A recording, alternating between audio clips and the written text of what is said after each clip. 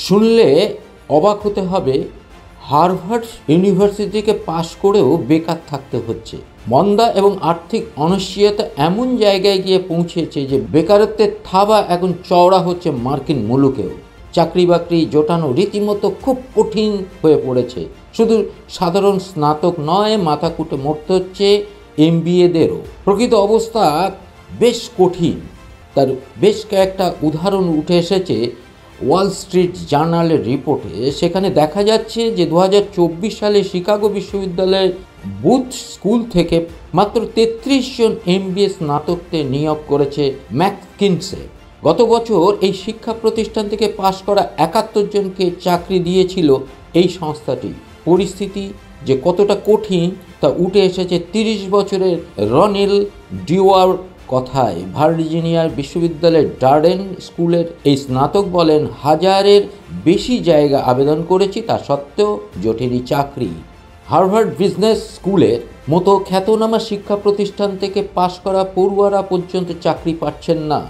গ্র্যাজুয়েশনের পর 3 মাস কেটে গিয়েছে। হার্ভার্ডের পরিসংখ্যান বলছে 2024 ব্যাচের এমবিএ পাস পড়ুয়াদের 23% এখনও বেকার। মাত্র 2 বছর আগে যা ছিল 10%।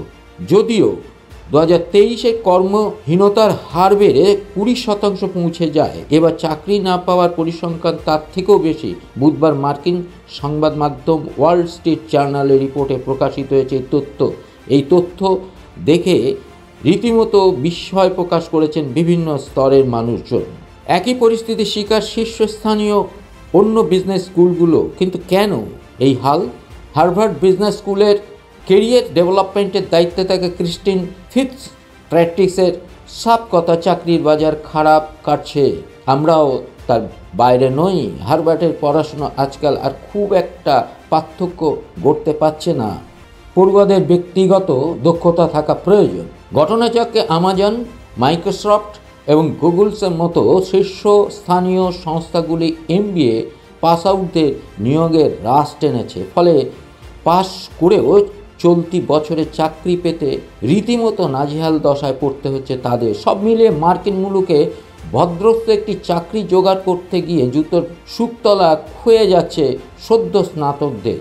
অধিকাংশ শিক্ষা প্রতিষ্ঠানে প্লেসমেন্ট পরিসংখ্যান এতটা খারাপ অবস্থায় এসে দাঁড়িয়েছে যে সেখানে চাকরি পাওয়াটা বেশ দুর্বিষহ হয়ে দাঁড়িয়েছে। বিশেষ করে এমবিএ স্নাতকদের ধাক্কা খেতে হচ্ছে শিকাগো বিশ্ববিদ্যালয়ের বুথ স্কুল এবং নর্থ ওয়েস্টার্ন বিশ্ববিদ্যালয় কেলগ স্কুল অফ ম্যানেজমেন্টকেও। এমবিএ পাস করার 3 মাস পরও চাকরি জোটাতে পারেনি কেলগের 13% পড়ুয়া। ভারতের ছবিটা অবশ্য আরও খারাপ। মোদি জমানায় বেকারত্ব নজিরবিহীন, আইআইটিতে পর্যন্ত হাহাকার। গত বছর ক্যাম্পাস প্লেসমেন্ট চাকরি পাননি 8,000 আইআইটি পড়ুয়া। 2022 সালের নিরিখে হিসেব করলে চাকরি না পাওয়া প্রার্থীর সংখ্যা বেড়েছে 2.5 গুণ।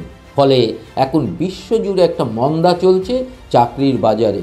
ফলে পড়াশুনো করলেই চাকরি পাওয়া যাবে এমন যে ধারণা আমাদের মধ্যে ছিল, সেই ধারণা থেকেও এখন বেরিয়ে আসতে হচ্ছে।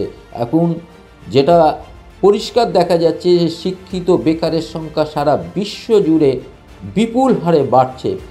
এর শেষ কথা এটা নিয়ে কিন্তু চিন্তা শুরু হয়ে গেছে বিভিন্ন মহলে, এবং বিশেষ করে যারা পড়ুয়া তাদের মধ্যে একটা এই নিয়ে চিন্তা যেমন শুরু হয়েছে, পাশাপাশি তারা কোন পেশায় কিভাবে তারা যাবেন এবং আগামী দিনে তাদের জীবনধারা কিভাবে অতিবাহিত হবে সেটা নিয়ে তারা দুশ্চিন্তার মধ্যে রয়েছেন। আপনারা আমাদের সঙ্গে থাকবেন, আমাদের চ্যানেলটাকে সাবস্ক্রাইব করবেন। নমস্কার। নিউজ এশিয়া, গণতন্ত্রের কণ্ঠস্বর।